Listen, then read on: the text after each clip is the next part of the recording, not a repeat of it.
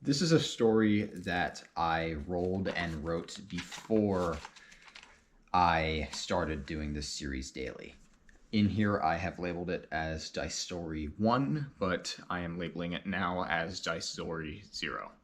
It's not very hard to discern the shock in his face as he steps into my office. My eyes go wide at his appearance. When I first met Bichette, he seemed like a typical example of the Draken people. His gilded scales had pushed the stare of the morning sun back into my eyes in a way that seemed to accent his affirmation that he wanted nothing to do with me.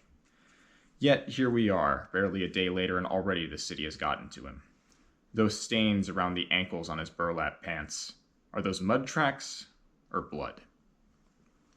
I choose not to ask.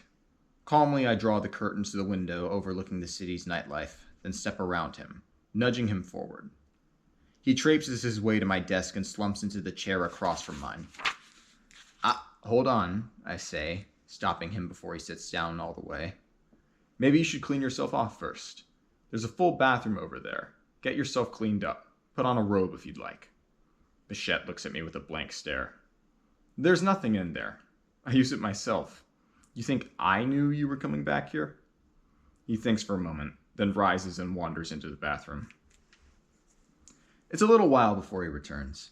He's taken my advice and swapped his clothes for one of my robes. He goes to take a seat as I walk over to my liquor shelf and pour myself a glass of scotch.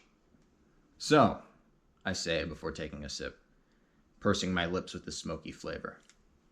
What happened to you? There was a fire at the warehouse, he says, voice firm and dead. I ran as it started.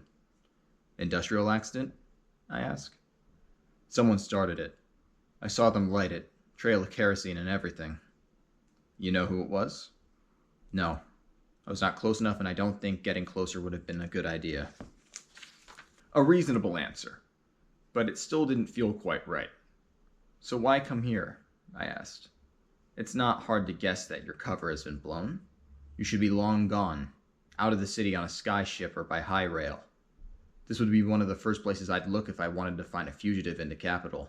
You're also the first place that a fugitive would go to prevent that from happening. A wry grin begins to creep across my lips. For a price.